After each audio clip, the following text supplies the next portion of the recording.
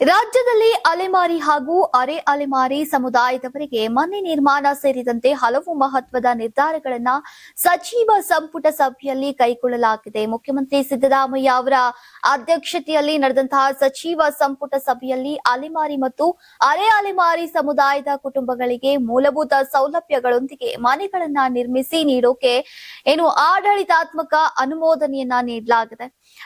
ಈ ಯೋಜನೆಯಡಿ ಪ್ರತಿ ಕುಟುಂಬಕ್ಕೆ 1200 ಚದರ್ ಅಡಿ ವಿಸ್ತೀರ್ಣದ ನಿವೇಶನದಲ್ಲಿ ಈಗ 600 ಚದರ್ ಅಡಿ ವಿಸ್ತೀರ್ಣದ ಮನೆಗಳನ್ನ ನಿರ್ಮಿಸಲಾಗ್ತಾ ಇದ್ದು, ಇದಕ್ಕೆ ಸುಮಾರು 100 ಕೋಟಿ ಅಂದಾಜು ವೆಚ್ಚವಾಗಲಿದೆ.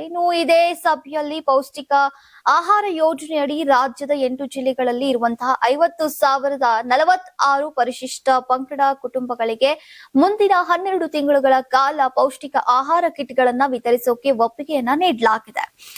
ಈ ಯೋಜನೆಗೆ ಒಟ್ಟು 145.03 ಕೋಟಿ ವೆಚ್ಚವಾಗಲಿದ್ದು, ಪ್ರತಿ ಕಿಟ್ನ ವೆಚ್ಚ 2415.38 ಆಗಿದೆ.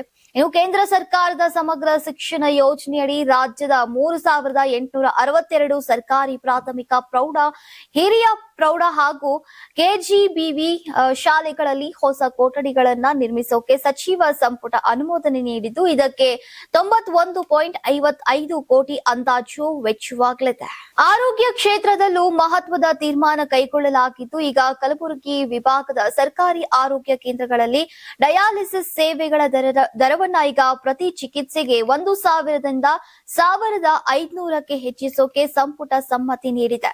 ಪ್ರವಾಸೋದ್ಯಮ ಅಭಿವೃದ್ಧಿಗೆ ಉತ್ತೇಜನ ನೀಡುವ ಉದ್ದೇಶದಿಂದ ಕೇಂದ್ರ ಪ್ರವಾಸೋದ್ಯಮ ಇಲಾಖೆಯ ಸ್ವದೇಶ್ ದರ್ಶನ್ 2.0 ಯೋಜನೆಯಡಿ ಈಗ ಬೀದರ್ ನಗರವನ್ನ ಸಾಂಸ್ಕೃತಿಕ ಮತ್ತು ಪಾರಂಪರಿಕ ಪ್ರವಾಸೋದ್ಯಮ ತಾಣವನ್ನಾಗಿ ಅಭಿವೃದ್ಧಿಪಡಿಸೋಕೆ 25 ಕೋಟಿ ರೂಪಾಯಿ ವೆಚ್ಚದಲ್ಲಿ ಈಗ ಯೋಜನೆಗೆ ಅನುಮೋದನೆಯನ್ನ ನೀಡಲಾಗಿದೆ.